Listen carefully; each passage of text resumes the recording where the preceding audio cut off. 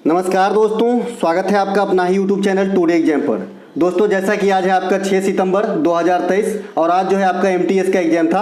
First shift की exam समाप्त हो गई है। फर्स्ट शिफ्ट के एग्जाम में जीके और अंग्रेजी के सेक्शन से जो भी प्रश्न पूछे गए सभी प्रश्नों को लेकर के आ गया हूँ। तो यहाँ पे आप 25 जीके देखेंगे और 12 से 14 क्वेश्चन आप अंग्रेजी के भी देखेंगे। तो बेशक ये वीडियो लंबी हो जाएगी। यहाँ पे आप करीब जो है 39 प्रश्नों को देखेंगे जो आपके एग्जाम में पूछे गए थे। चलिए दोस्तों शुरू करते हैं। मैं आपको सभी जीके का जो है इंपॉर्टेंट एक्स्ट्रा फैक्ट दूंगा जो आपको आने वाले समय में काम आएगी और जैसे कि काम आ रही है। इसके अलावा मैं बता दूं कि जैसे मैंने कल बताया था कि भाई बुक लवर को क्या कहते हैं, बिब्लियोफाइल कहते हैं। बुक का जो रूट वर्ड है बिब्लियो है, तो इसी उससे भी क्वेश्चन आ गए तो सुनते ही रहते हैं एग्जामिनर। चलिए शुरू करते हैं। गाइड भी आ गए, कल ही बताया था पहला क्वेश्चन गाइड ही रखा हमने, है ना भाई। गाइड आ गए हैं। गाइड जो है आर.के. नारायण की पुस्तक है। आज पुस्तक से 2 क्वेश्चन आए, एक सही गलत करने के लिए और एक आपसे पूछा है किसके राइटर कौन है। तो गाइड के लेखक है आपके आर.के. नारायण, कल बताया था। द इंग्लिश टीचर के लेखक भी आर.के. नारायण ही है। मालगुडी डेज के लेखक भी आर.के. नारायण ही है। The area of darkness, inglorious empire, the great Indian novel, है ना, द पैराडॉक्सिकल प्राइम मिनिस्टर, ये सभी के लेखक कौन है, तो ये आपका शशि थरूर जी है। इसके अलावा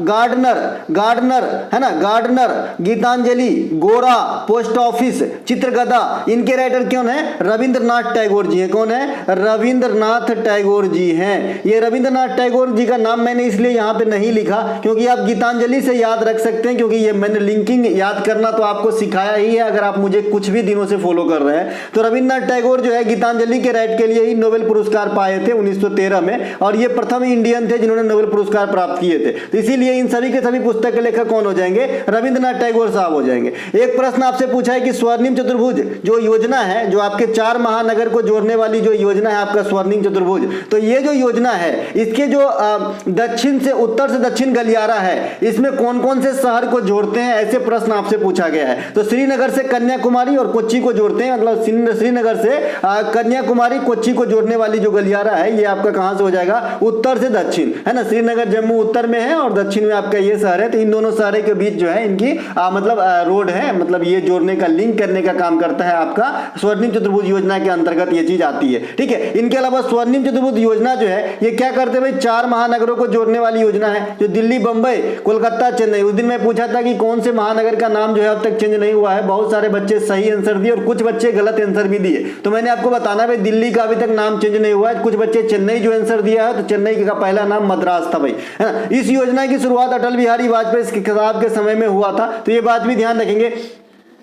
यह योजना क्या है, राष्ट्रीय राजमार्ग प्राधिकरण जो NHAI है, NHAI है, नाहाई, national highway authorities of India, इनके अंतर्गत रह के काम करती है, जो भारत के सड़क परिवहन मंत्रालय के अधीन है। ये संस्था सड़क परिवहन मंत्रालय के अधीन, इसके अधीन है कौन, तो आपका ये वाला स्कीम, समझ लिया भैया। इसके अलावा स्वर्णिम चतुर्भुज योजना पूर्व से पश्चिम ये कहां से जोड़ते हैं भाई, किसको जोड़ते हैं, तो अभी आपने देखा कि उत्तर से दक्षिण श्रीनगर से कोच्चि को जोड़ रहा था। अब यहां से आपको पूर्व पश्चिम अगर आने वाले समय में पूछे तो क्या बताओगे, है ना। तो सिलचर पूर्व में है और पश्चिम में पोरबंदर गुजरात में है। तो इन दोनों को जोड़ने का काम करता है ये पूर्व से पश्चिम गलियारा का जो है आपका लिंकिंग मतलब पॉइंट है। इनके अलावा स्वर्णिम चतुर्भुज योजना की कुल लंबाई कितनी होती है, 5846 किलोमीटर होती है। देखिए दोस्तों, अगर यही बात किसी बड़े चैनल वाले के साथ घटना घटित होता कि उनके पढ़ाए गए प्रश्नों में से 25 में से 20-22 क्वेश्चन आ जाना, अगर किसी बड़े चैनल की बात होती ना, तो आज बड़े बड़े होर्डिंग देखते और इसके कोर्स का दाम अगर 200 रुपया उन्होंने पहले रखा है तो सीधे 500 रुपया कर देता। ये गारंटी बता रहा हूं मैं, है ना। ये मैं देख रहा हूं जैसे चलन चल रही है, हवा चल रही है मार्केट में, उसकी बात कर रहा हूं कि अगर 5 क्वेश्चन भी मिला दिया ना तो सीधे बताता ये तो रात वाली क्लास में हुई है, ये तो दिन वाली क्लास में हुई है भाई, ये तो मैंने कल ही बताया, ये तो फलाना मैम जो है तुरंत ही बताए। तो भाई ऐसे जो है ये सब नहीं करना है, ठीक है भाई। अब यहां पे देखिए 25 में से 20-22 क्वेश्चन मैं आपको मिला के दे रहा हूं, फिर भी जो है बहुत सारे बच्चे व्हाट्सएप पे आएंगे, गारंटी है क्या, ये है क्या, वो है क्या। तो भाई इतना टाइम किल ना करें। अगर आपको प्रतिक्रिया चाहिए कि हमारा कंटेंट का क्या प्रतिक्रिया है, तो जो बच्चे एग्जाम दे के आए हैं, जो बच्चे वीडियो में कमेंट करते हैं या फिर टेलीग्राम पे बात करते हैं चैट के थ्रू, उनसे आप पता लगा सकते हैं। हमारा टाइम किल ना कीजिए प्लीज, है ना। हमारा टाइम जो है काफी, मतलब जो हमारे पास टाइम ही नहीं होता है भाई, खाना भी मैं टाइम से नहीं खा पाता हूं, ये आप भी जानते होंगे, है ना। तो व्हाट्सएप पे मैं आपका जो है इतना ज्यादा ये नहीं कर पाऊंगा, है ना। आप प्रतिक्रिया देख लीजिए ना बच्चे लोगों का कि भाई क्या है कंटेंट, फायदा करता है कि नहीं करता है, फिर आप डिसाइड कीजिए लेना है कि नहीं लेना है ना। तो चलिए भैया, तो यहाँ पे जो है आपका स्वर्णिम चतुर्भुज योजना की कुल लंबाई जो है 5, 8, 4, 6 किलोमीटर है। निम्नलिखित में से प्रमुख खिलाड़ी कि उनके किताब के साथ एक मिलान दिया गया था और आपको जो रॉन्ग मिलान था उनको छांटना था, ठीक है भाई। तो एक मिलान थे आपके playing it my way, BVS Laxman के साथ मिलान कर दिया था जो बिल्कुल ही गलत है। बीवीएस लक्ष्मण आप जानते हैं ना, ऑस्ट्रेलिया के खिलाफ 281 हायर रन मारे हैं, तो यही इनका किताब के भी नाम है कि बियॉन्ड 281 एंड बियॉन्ड। भाई इन सब का किताब तो रेटा के रखा हूं, टॉपिक वाइज वीडियो बना दिया हूं, कल परसों भी बताया था। A century is not enough Sourav Ganguly, 281 and the beyond VVS Laxman. The test of my life Yuvraj Singh, जो इनको कैंसर हो गया था। नो स्पिन शेन वार्न की किताब है। बिलीव सुरेश रैना की किताब है। स्ट्रेट फ्रॉम द हार्ट है ये कपिल देव की किताब है ना। सनी डेज सुनील गावस्कर की किताब है। तो ये सब जरूर ध्यान रखेंगे। किताब आज क्रिकेटर को सिलेक्ट किया इन्होंने पहले शिफ्ट में, तो आने वाले शिफ्ट में भी क्रिकेटर से ही किताब आएंगे।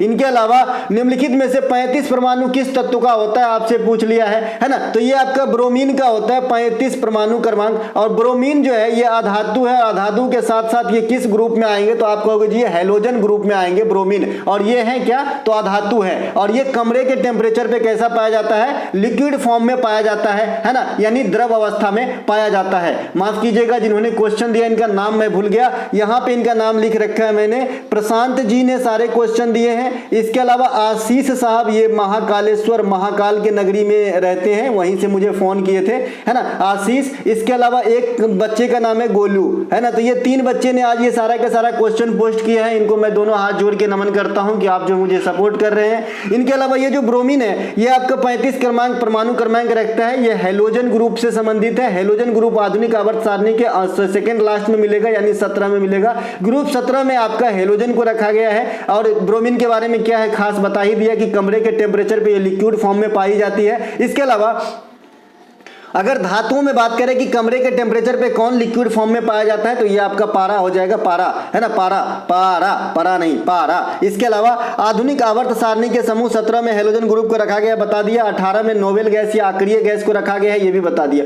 अब ये जो आपका समूह 17 है अक्रिय गैस, सॉरी हेलोजन है, इसमें क्लोरीन, फ्लोरीन, ब्रोमीन, आयोडीन, आपके पास यहाँ पीला पीला कलर ये ज्यादा गुण रखता है इसीलिए है ना, फ्लोरीन, क्लोरीन, ब्रोमीन, आयोडीन। इसके अलावा आपका 80 है ना। और उसके अलावा जो है 117 का जो तत्व है ना, ये भी 17 में ही आ जाता है, क्योंकि ये पूरा लाइन आएगा, ऐसा नहीं खाली पीला वाला आएगा। इसके अलावा जो आपका समूह 18 है, ये अक्रिय गैस आप यहाँ पे देख रहे होंगे, ये वाली पोर्शन जो है ये अक्रिय गैस का, इसे नोबेल गैस भी कहते हैं, है ना, इसे नोबेल गैस भी कहते हैं। अंग्रेजी में कहेंगे तो इनर्ट गैस कहेंगे। ये helium, argon, krypton, xenon, radon, neon इत्यादि होते हैं। इसके अलावा एक प्रश्न आपसे पूछा गया है, अच्छा कल पूछा गया था कि आवर्त सारणी में कितने तत्व हैं। भैया मैं सब दिन बताते हूँ 118 तत्व हैं, जो आपके 91, 20 और 7 के रेशियो में है। 91 को धातु, 7 को अधातु, 20 को अधातु और 7 को उपधातु है।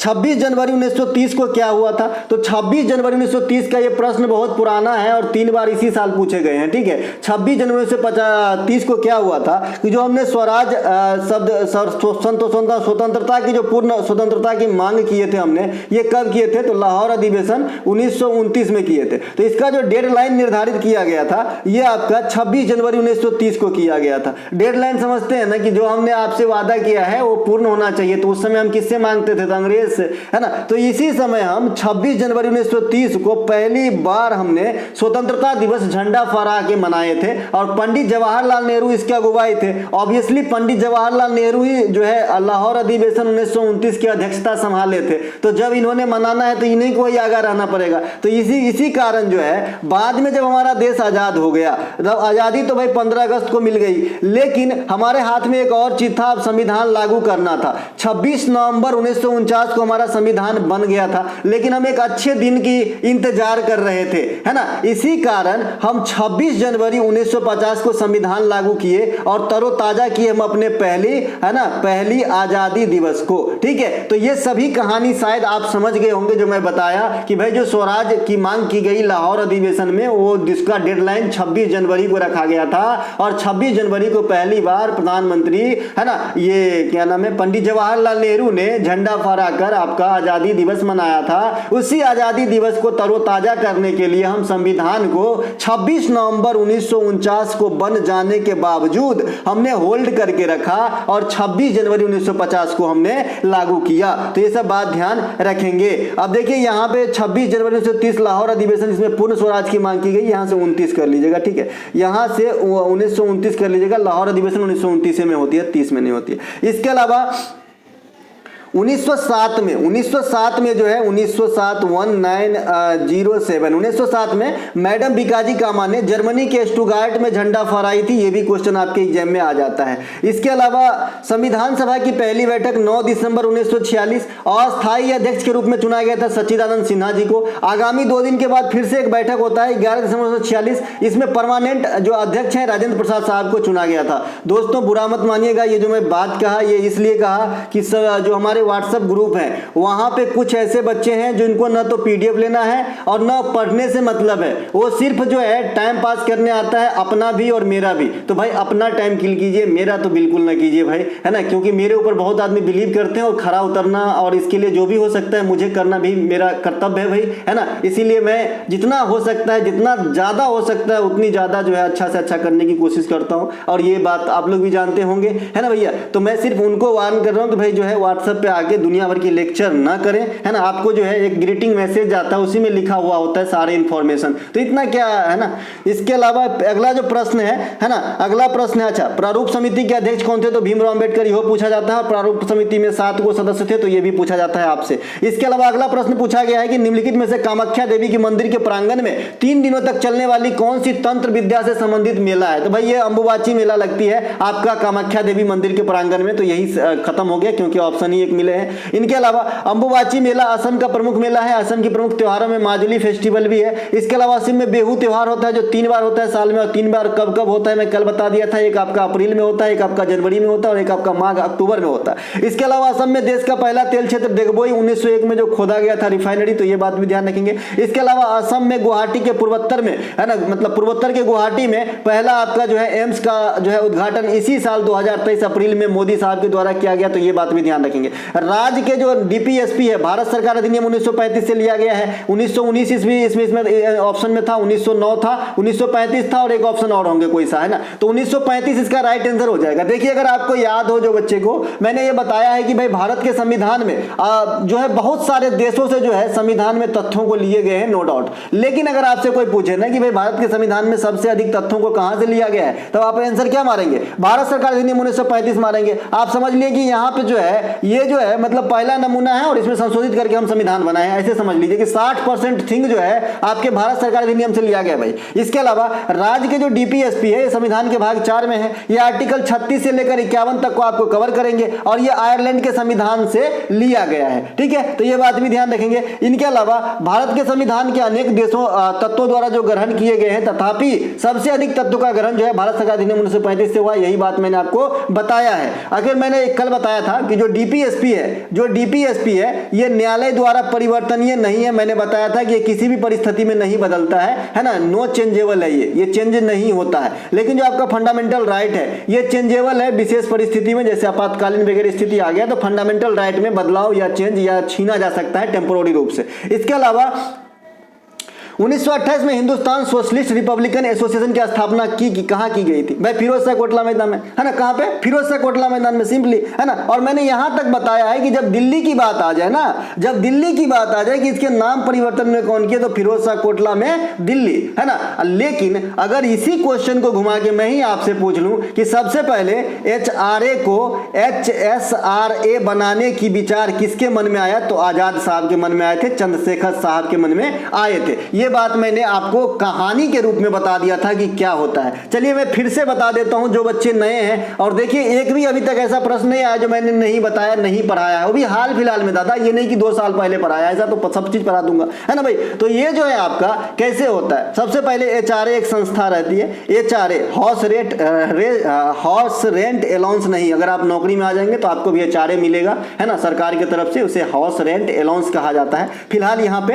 हिंदुस्तान रिपब्लिकन एसोसिएशन एसोसिएशन है, ठीक है। तो ये जो HRA है ये आपका 1924 में बन के तैयार होती है। सचिंद्र सन्याल, चंद्रशेखर आजाद और उनके सहयोगियों के द्वारा कानपुर में जो है इसका मुख्य जो है आपका केंद्र रहता है इसकी स्थापना का, ठीक है। फिर बाद में क्या होती है कि उसी के अगले साल 1925 में काकोरी ट्रेन हत्याकांड मतलब कांड होती है, हत्याकांड तो नहीं लूट कांड होती है। उसमें क्या होती है जो हम मतलब जो अंग्रेज के आयुध वगैरह थे उसे हम लूट के अपने स्वतंत्रता संग्राम में लगाने चाहते थे भाई, तो अच्छा काम था ये, है ना। तो 1925 में क्या होता है कि अंग्रेज ने बहुत सारे जो है मतलब स्वतंत्रता सेनानी थे जो इसमें भाग लिए थे, यानी काकोरी ट्रेन एक्शन में, उनको पकड़ लिए और कुछ पे को जेल हो गए, कुछ को जो है आपका सजा वगैरह सुनाए गए। तो ये जो है जो आपका HRA संस्था है ये छिटफुट हो गया, मतलब जितना एक्टिव पहले था अब इतना एक्टिव नहीं रह पाया। ऑब्वियसली बात है भाई, बहुत सारे आदमी बिछड़ गए, है ना। तो इसी को देखते हुए चंद्रशेखर आजाद साहब ने इसे एक नए सिरे से तैयार करने के लिए सोचा और इसका नाम बदलने के लिए सोचा और इसमें जो है समाज मतलब सोशलिस्ट शब्द जो है डाला और ये HRA से बन गया HSRA हसरा,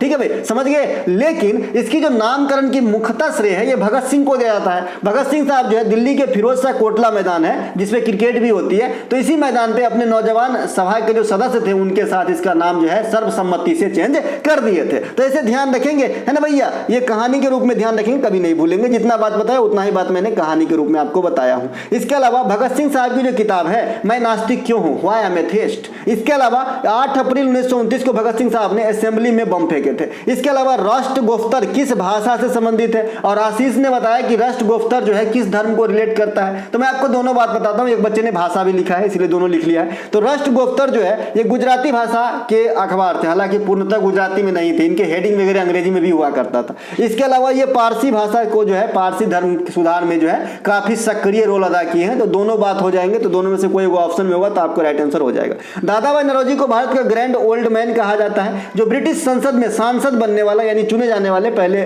जो है भारतीय हुए। दादा भाई नौरोजी ने देश के लिए सर्वप्रथम राष्ट्रीय आय का अनुमान लगाया था, तो ये बात भी ध्यान रखेंगे। धन का अपवहन सिद्धांत डॉक्ट्रिन्स ऑफ लैप्स, इसका भी जो आपका जो मतलब कैलकुलेशन दिए थे, सिद्धांत दिए थे, ये भी दादा भाई नौरोजी ने ही दिए थे। दादा भाई नौरोजी ने कांग्रेस के कोलकाता अधिवेशन 1906 में अध्यक्षता संभाले थे जहां पे स्वराज शब्द का इस्तेमाल करे थे। इनके अलावा अल नीनो क्या होता है, मेरा फेवरेट आ गया, मेरा भाई आ गया, अल नीनो ला नीनो एकदम बताया हूं, है ना। आशीष ने गलती करके आ गया, शायद हो जाती है भाई, एग्जाम में प्रेशर होती है ना। देखिए मैंने आपको बताया कि अल नीनो और ला नीनो सबसे पहले ये किस महासागर में आती है दादा, तो ये प्रशांत महासागर में आती है। महासागर देखिए 5 है, 5 मैंने बताया, प्रशांत महासागर, हिंद महासागर, अटलांटिक, आर्कटिक और अंटार्कटिक। इस प्रकार से प्रशांत महासागर सबसे बड़ी है और आर्कटिक महासागर सबसे छोटी है। कौन सा, आर्कटिक महासागर सबसे छोटी है, ठीक है। तो ये तो बड़ी छोटी हो गई। सबसे गहरा महासागर प्रशांत महासागर, सबसे गहरी वाली स्थल तो मरियाना खाई,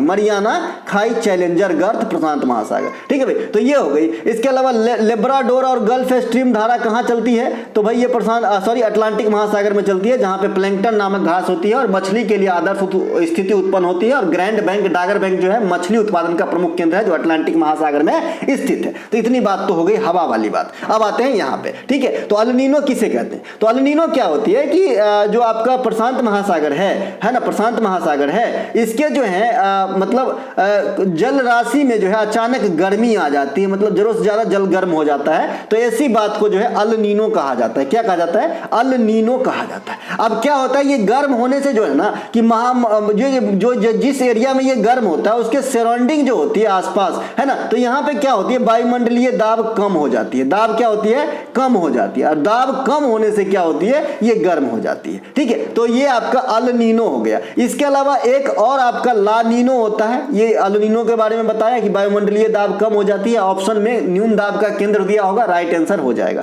न्यून दाब का केंद्र दिया होगा, राइट आंसर हो जाएगा। देखिए चक्रवात में भी जो केंद्र में है ना न्यून दाब होती है, कम दाब होती है। चीजों को रिलेट करना सीखिए। चक्रवात में भी आपके केंद्र में जो है दाब कम होती है और प्रति चक्रवात में जो है आपके केंद्र में दाब अधिक होती है। केंद्र में दाब अधिक होती है प्रति चक्रवात में, और चक्रवात में केंद्र में दाब कम होती है, ठीक है। तो ये बात भी ध्यान रखेंगे। इनके अलावा इनके अलावा जो है ये आपका वायुमंडलीय दाब कम हो जाती है आपका किसमें, अल नीनो में। इसके अलावा ला नीनो इसका उल्टा है, क्योंकि ला नीनो में अल नीनो में गर्म हो रहा था, अब ला नीनो में ठंडा हो रहा है, तो अल नीनो में केंद्र में दाब कम था, तो स्वाभाविक इसका उल्टा केंद्र में दाब बढ़ जाएगा किसमें, ला नीनो में। यहाँ पे देखिए कहाँ गया भाई, जल राशि की प्रमुख घटना है, इसे महासागरीय उच्च दाब की स्थिति उत्पन्न हो जाती है। ठीक है, तो ला नीनो में उच्च दाब, अल नीनो में निम्न दाब। अल नीनो गर्म कर देता है जल को, ला नीनो शीत कर देता है जल को। दोनों कहां आते हैं, प्रशांत महासागर में। ठीक है, समझ गए,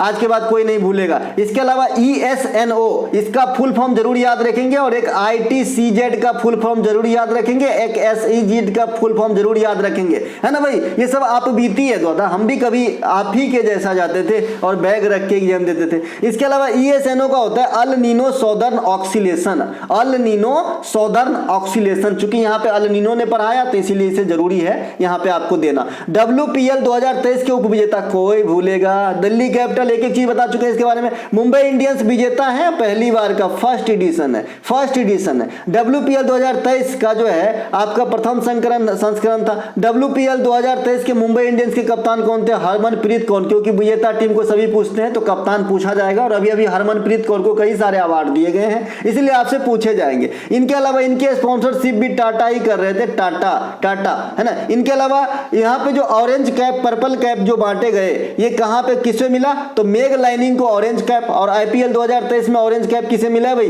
तो शुभमन गिल को मिला है, रिलेट कर लो, है ना। विजेता हेली मैथ्यूज को पर्पल कैप, और बड़का वाला IPL में जेंट्स वाला में मोहम्मद शमी को मिला है 2023 में। तो दोनों बात ध्यान रखेंगे। और ओकर विजेता जो है IPL का वो CSK है, उप विजेता कौन है भाई, तो MI है, दोनों बात। इसके अलावा नमक सत्याग्रह, सॉरी GT है, माफ कीजिएगा, उप विजेता GT है IPL के, 16वें IPL 2023 के।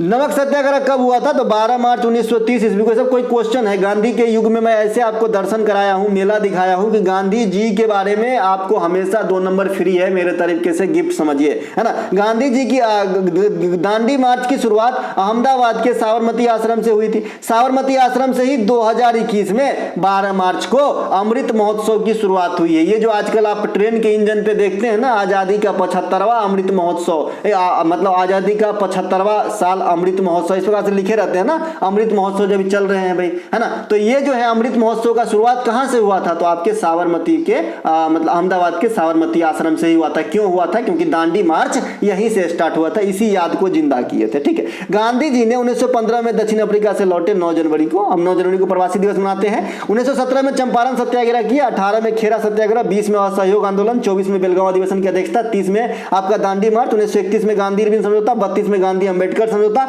और 1942 में भारत छोड़ो आंदोलन, 48 में शहीद हो गए। तो ये गांधी जी के बारे में डाटा है। इसके अलावा गांधी जी के राजनीतिक गुरु कौन थे, तो गोपाल कृष्ण गोखले थे। नेटाल राष्ट्रीय कांग्रेस की स्थापना गांधी जी ने कहां पे किया था, तो साउथ अफ्रीका में किए थे। गांधी जी ने किताब लिखे थे, यंग इंडियन, इंडियन ओपिनियन, हरिजन, है ना, Hind Swaraj, my experiment with truth. तो ये सब गांधी जी के पुस्तकों में से। इसके अलावा उत्तर प्रदेश में दूध उत्पादन बढ़ाने के लिए कौन सा योजना, तो गोपालक योजना चलाई जा रही है, पहले भी पूछा गया था CHSL में ही पूछा गया था। हिमगंगा योजना हिमाचल प्रदेश में डेयरी वाला योजना है। डेयरी प्लस योजना मध्य प्रदेश में दूध उत्पादन में वृद्धि के लिए जो है पशुपालन करने वाले किसानों के लिए चलाई गई योजना है मध्य प्रदेश में, डेयरी प्लस, है ना। इसके अलावा कॉर्डियल का सिनोनिम आया है भाई। कॉर्डियल मतलब क्या होता है, मित्रवत होता है, मित्रवत, है ना, जिसके मतलब हार्ट काफी अच्छा हो, दयालु प्रवृत्ति के हो, मित्रवत हो, तो इसे कॉर्डियल कहते हैं। सोखी मोंगते किस राज्य का नृत्य है, सोंगी मुखौटे, तो ये महाराष्ट्र का है, सोंगी मुखौटे। मुखौटा नृत्य खाली कहेगा तो अरुणाचल प्रदेश का है। रंगोली, लेजिम, फुगली, कोरी, तमाशा, लावनी, दही हांडी, गुड़ी पाड़वा महाराष्ट्र का है। कल दही हांडी है भाई महाराष्ट्र के अंदर, कल है दही हांडी, ठीक है, कृष्णा पूजा के पास आती है। कृष्णा पूजा कल है, आज भी मना रहे हैं हमारे गांव में तो, और कल मेरा फास्टिंग भी रहेगा भैया। इसके अलावा 13वीं सीनियर हॉकी चैंपियनशिप 2023 कहां हुआ था, तो ये काकीनाडा आंध्र प्रदेश में हुआ है, और इस प्रतियोगिता के विजेता मध्य प्रदेश है, और उप विजेता कौन रहे हैं, तो ये आपका महाराष्ट्र है। तो ये बात भी आपको ध्यान रखना है। इसके अलावा इनोर्मियस का सिनोनिम आपसे पूछा है, तो विशाल रहा है इनोर्मियस का सिनोनिम। गिग्नेटिक हो जाता है, गिग्नेटिक होता है ना, बहुत बड़ा विशाल है। एक्चुअली इसका मीनिंग क्या होता है कि जो आकार वगैरह में जिसका आकार डिफिनिट ना हो, जो बहुत ही विशाल हो, उसे इनोर्मियस कहते हैं। इसी प्रकार से गिग्नेटिक भी विशाल में होता है, गिग्नेटिक, है ना। भास्ट भी विशाल होता है, लेकिन हम भास्ट जो है किसी टॉपिक स्थिति आदि के लिए जो है हम बोलते हैं। इसके अलावा पंचमुखी, त्रिमुखी, सप्तमुखी ताल डांस का संबंध किससे है, ये क्वेश्चन का आंसर फिलहाल मेरे पास नहीं है। अगर आप लोगों में से किसी भी बंधु इसका आंसर जानते हैं या फिर ओरिजिनल क्वेश्चन हो ये वाला, तो मुझे जरूर सेंड करें, मुझे भी ललक है कि ये क्वेश्चन कहाँ से आया। ऐसा तो नहीं कि ये जो है किसी नृत्य की जो है अलग से मतलब कोई आदमी है कि इस चीज का सृजन किसने किया, या फिर ऐसा तो नहीं कि ये किस नृत्य से संबंधित है। तो थोड़ा सा बताएंगे, क्योंकि क्वेश्चन तो क्लियर मुझे इसमें दिख तो रहा है, लेकिन इसके आंसर मैं नहीं जानता हूं। अगर आप लोग जानते हैं तो जरूर बताएंगे, और क्वेश्चन भी अगर ओरिजिनल वाला मिल जाए 100% वाली तो और मजा आ जाए। इसके अलावा न्यूनकारी विभाजन किसे कहते हैं, तो अर्धसूत्री विभाजन को कहते हैं। कोशिका के विभाजन को सबसे पहले बिरचाओं ने देखा था, तो ये बात भी ध्यान रखेंगे। कोशिका के अध्ययन को साइटोलॉजी कहते हैं। खोज 1665 में रॉबर्ट हुक के द्वारा डेड वाली, और 1674 में लोवेन हॉक के द्वारा लाइव वाली। मानव के मस्तिष्क में सेल डिवीजन सबसे कम होती है। देखिए, जिंदगी में दो ही फार्मूला है आगे बढ़ने की। अगर जो चीज आप नहीं जानते हैं तुरंत एक्सेप्ट करो, आगे बढ़ो। अगर आपने उसे घसीटते रहा कि हमने कल सीखना है, हम जानते हैं भाई, छुपा लिए, शर्म आ जाएगी, तो फिर शर्माते ही जाएंगे। स्कूल में टीचर के पास हमेशा निर्लज बन के जो बच्चे पढ़े हैं, आगे जाके कुछ ना कुछ करेगा कि हमेशा कुछ ही बात पे खड़े हो गए। भले लोग हंस रहे हैं, लेकिन पूछना हमारा कर्तव्य है। सर नहीं समझे सर, बताइए सर कैसे होते हैं सर, है ना। मैं एक बार प्लैंक कांस्टेंट का मान पूछ दिया था, सभी बच्चे जो है केमिस्ट्री के क्लास में काफी हंसे थे, है ना। हालांकि मुझे भी मालूम था कि भाई प्लैंक कांस्टेंट इसमें एच का वैल्यू जो है वहां से पुट किए हैं, लेकिन सिर्फ मैं इसलिए वैल्यू भूल गया था कि भाई इसका तो इतने पावर होता है, और मुझे कुछ कंफ्यूजन हो गया। मैंने पूछा, बहुत बच्चे हंसे, लेकिन मुझे थोड़ा सा भी बुरा नहीं लगा, और मैं हमेशा क्लास में खड़ा होकर पूछता था जो मुझे समझ में नहीं आता था। ठीक है भाई, तो जो नहीं आता है अभी भी आपसे पूछ लिया तो इसमें बुराई क्या है, कोई बुराई नहीं है भैया, है ना। इसके अलावा मानस मस्तिष्क में सेल डिवीजन सबसे कम होता है। सेल डिवीजन का मतलब है नई कोशिका का बनना। डिवीजन का मतलब सेल के अंदर ये कतई नहीं होता है कि कोशिका जो है टुकड़ों में बढ़ता है। जैसे अभी आपने कोशिका विभाजन कहा है, तो इसका मतलब ये नहीं होता कि कोशिका जो है टूटते हैं, है ना। कोशिका बनने से है यहाँ पे, लेकिन नाम ही ऐसा है। इसके अलावा एनॉ का एंटोनिम क्या होता है, कष्टदायक होता है, पीड़ादायक होता है, एनोइड होता है ना, नाराज भी हो सकते हैं, नाराज हो सकते हैं इसका। इसके अलावा 31 अगस्त 2021 तक भारत में कुल कितने शास्त्रीय नृत्य है। देखिए, शास्त्रीय नृत्य 8 है, लेकिन अगर भारतीय सांस्कृतिक मंत्रालय के द्वारा पूछा गया होगा तो फिर 9 हो जाएंगे। ठीक है, और संगीत नाटक अकादमी के द्वारा पूछेगा तो 8 को होगा, क्योंकि संगीत नाटक अकादमी 6 नृत्य को शास्त्रीय नृत्य नहीं मानता है, जबकि भारत के सांस्कृतिक मंत्रालय 6 नृत्य को भी शास्त्रीय नृत्य मानता है। और संगीत नाटक अकादमी जो है 6 नृत्य को हाफ क्लासिकल डांस का दर्जा दिया है, तो 8 को होगा। इसके अलावा ये 8 को कौन है, भरतनाट्यम, कुचिपुड़ी, मोहिनीअट्टम, कथकली, मणिपुरी, सतरिया, ओडिसी, कथक, तो यही है। इसके अलावा भारतीय भाषा जो है शास्त्रीय भाषा तमिल है, तेलुगु है, कन्नड़ है, मलयालम है, संस्कृत है, ओडिसी है, तो ये शास्त्रीय भाषा भी है 6 गो। इसके अलावा ये बुक लवर जो कल बताए थे, यहाँ पे लिखा है कल बताए थे, बैबिलोफाइल, बैबिलो शब्द जो है ना ये बुक को रिलेट करता है। इसके अलावा राष्ट्रपति को सलाह देने के लिए मंत्रिपरिषद का गठन आर्टिकल 74 में, बड़ा ही लो क्वेश्चन है ये। 74 और 75 ये दोनों मंत्रिपरिषद से संबंधित है, और 75 के 1 के अनुसार ही राष्ट्रपति प्रधानमंत्री की नियुक्ति करते हैं, तो ये बात भी आपको ध्यान रखना है। प्रधानमंत्री कौन होता है भाई, लोकसभा में बहुमत दल प्राप्त के नेता होते हैं। अनुच्छेद 72 राष्ट्रपति के क्षमादान से संबंधित है। आर्टिकल 1, 2, 3 राष्ट्रपति के अध्यादेश से संबंधित है। 280 के तहत राष्ट्रपति वित्त आयोग का गठन करते हैं। 76 राष्ट्रपति ने महान्यवादी की नियुक्ति करना है, तो ये सब बात आपको ध्यान रखना है जी। गोवा से मुंबई तक के तट को क्या कहते हैं, कोंकण तट। इमेज के साथ पढ़ाया हूं प्रैक्टिस सेट में, ऊपर में ही दिख रहा होगा, जो प्रैक्टिस सेट नंबर 47 या 48 है मेरे ख्याल में, है ना। तो ये कोंकण तट यहाँ पर देख सकते हैं, काठियावाड़ी तट, ये कच्छ से दमन तक है, कोंकण तट दमन से गोवा तक है ना भाई। इसके अलावा गोवा से मंगलोर तक, अगर गोवा से मंगलोर तक पूछता है तो फिर किनारी तट होगा, है ना। गोवा से मंगलोर नहीं पूछा था, मुंबई से गोवा पूछा था, तो आपका कोंकण तट राइट आंसर हो जाएगा। मालाबार तट ये मंगलोर से कन्याकुमारी तक है। कोरोमंडल तट भी आपके ऑप्शन में थे, ये पूर्वी साइड में आ जाएंगे, और ये जो भी 4 तट हमने कहा ये आपका पश्चिमी तट है। इसके अलावा कर्नाटक के तटीय मैदानी तट ये भी आपके पश्चिमी तट में ही आ जाते हैं। तो ये मैं पढ़ा रखा वहां पे कि पूर्वी तट और पश्चिमी तट में क्या क्या आएगा, वहां पे ये इमेज से आपको दर्शन पहले ही हो चुकी है। इसके अलावा कामाख्या मंदिर किस राज्य में स्थित है, तो असम में है। पाकिस्तान ने किस वर्ष कबड्डी विश्व कप चैंपियनशिप बना था, तो 2020 में लाहौर में। देखिए, जो कामाख्या मंदिर वाले असम में कोई जो आपका एक्स्ट्रा फैक्ट नहीं है, क्योंकि सेम क्वेश्चन अभी अंबुबाची मेला वाला आया था, तो वहीं पे असम का सारा जो है मसाला डाल दिया था।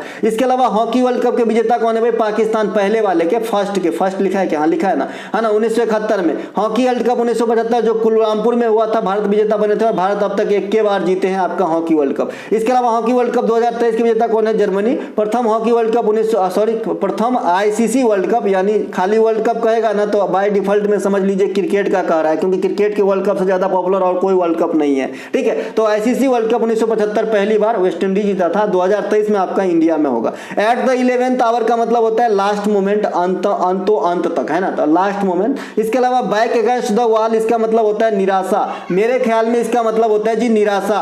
बैक अगेंस्ट द वॉल का मतलब होता है निराशा। आप लोग मुझे बताएंगे कि इसमें जो है क्या आपने ऑप्शन लगाया है बैक द वॉल। इसके अलावा एक और आपसे पूछा गया है बिग फिश, बिग फिश पूछा गया है, बिग फिश टू कैच, है ना, बिग फिश टू कैच, है ना, बड़ा मछली है कैच करने के लिए। तो ऐसे जो है ये क्या होते हैं कि जो बड़ी सफलता प्राप्त हो जाए, जैसे यूपीएससी में कोई सफल हो जाता है तो बिग फिश टू कैच हो गई। इसके अलावा एक और पूछा है आपका, अच्छा पूछा नहीं है, एक मैंने अपने मन से आपको बताना है कि एक बिग फिश भी होता है। बिग फिश अगर किसी आदमी को कहा जाता है ना तो ये मतलब इंपोर्टेंट आदमी है ना, बिग फिश मतलब इंपोर्टेंट आदमी होता है, बिग फिश मतलब इंपोर्टेंट आदमी होता है। और बिग अभी मैंने क्या बताया, बिग फिश टू कैच, इसका मतलब होता है कोई बहुत बहुत बड़ा चीज हाथ लग जाना। ठीक है, तो दोस्तों ये थे आज के फर्स्ट शिफ्ट के एनालिसिस। हालांकि आज जो थोड़ा लेट हो गया, लेकिन अगर आपको अच्छा लग गया हो तो लाइक जरूर करेंगे और अपने दोस्तों में शेयर जरूर कीजिएगा। ये पीडीएफ जो हमारे पेड पीडीएफ ग्रुप जो भी है 57 वीडियो वाली सीरीज जो बाय कर रखे हैं, क्योंकि 57 वीडियो वाली सीरीज में आपको टॉपिक वाइज भी फ्री मिल जाती है और इसके अलावा एनालिसिस भी फ्री मिल जाती है मात्र 25 रुपये में। तो डिस्क्रिप्शन में लिंक दिया गया है, अगर आप पेड पीडीएफ बाय करना चाहते हैं तो ये मिलेगा ही। अगर आप नहीं भी करना चाहते हैं तो एनालिसिस की वीडियो जो है, ये पीडीएफ जो है आपको फ्री भी मिलेगा हमारे टेलीग्राम चैनल पे, तो टेलीग्राम ज्वाइन कर सकते हैं। टेलीग्राम का भी सेम नाम है जिस प्रकार से चैनल का नाम है, टी कैपिटल ई कैपिटल बाद बाकी सारे स्मॉल टुडे एग्जाम। ठीक है, कलाम साहब का जो है लोगो लगे हैं। तो मिलेंगे अगले वीडियो में। जय हिंद दोस्तों।